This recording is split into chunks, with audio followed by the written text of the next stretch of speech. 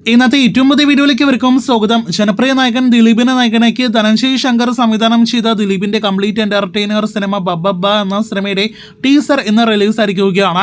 നേരത്തെ നിശ്ചയിച്ച സമയത്തിൽ നിന്നും അരമണിക്കൂറോളം വൈകിയാണ് സിനിമയുടെ ടീസർ വന്നിരിക്കുന്നത്. ആദ്യം 6 മണിക്ക് തന്നെ ഗോകുല മൂവീസിന്റെ യൂട്യൂബ് ചാനലിൽ പബ്ലിക്കായി ടീസർ എങ്കിൽ പോലും മിനിറ്റുകൾക്കുള്ളിൽ അത് പ്രൈവറ്റ് ആക്കുന്ന ഒരു കാഴ്ചയാണ് കണ്ടത്. ശേഷം 6:30 സിനിമയുടെ ടീസർ ഓൺലൈനായിട്ട് റിലീസായത്. അതിനുള്ളിൽ തന്നെ കുറച്ച് പേരിലേക്ക് സിനിമയുടെ ടീസർ എത്തപ്പെടുന്ന ഒരു കാഴ്ചയും കണ്ടതാണ്.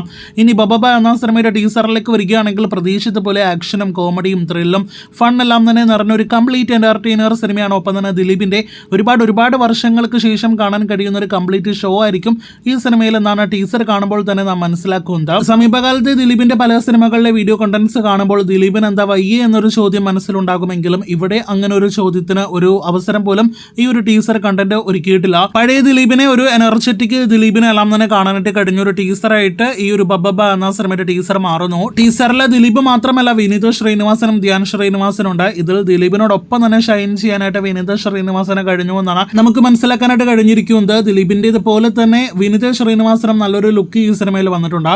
എന്തായാലും ഈ ബബ്ബബ്ബ എന്ന സിനിമ തിയേറ്ററുകളിൽ ഈ വർഷത്തിലെ വലിയ ആരവം സൃഷ്ടിക്കുന്ന സിനിമയായിരിക്കുമെന്ന് ഇപ്പോൾ തന്നെ ഉറപ്പിക്കാം. ദിലീപിന്റെ ആറാട്ട് തിയേറ്ററുകളിൽ കാണുവാനായിട്ട് കാത്തിരിക്കാം. ഇതിനിടയിൽ ടീസർ കണ്ടിട്ടും എന്തെങ്കിലും ഒരു ചെറിയ പോരായ്മ തോന്നുന്നുണ്ടെങ്കിൽ അത് ഈ സിനിമയിൽ ഉണ്ട് എന്ന് നമുക്ക് എല്ലാവർക്കും അറിയാവുന്ന ആ വലിയ താരത്തിന്റെ സൂചനകളൊന്നും ടീസറിൽ കാണാത്തത് തന്നെയാണ്. അധികം വൈകാതെ ആ വലിയ താരത്തിന്റെ ഒഫീഷ്യൽ അപ്ഡേറ്റ് വരട്ടെ എന്ന് ആശംസിക്കാം. കാത്തിരിക്കൂ ബബ്ബബ്ബയെ കുറിച്ചുള്ള കൂടുതൽ വാർത്തകൾക്ക്.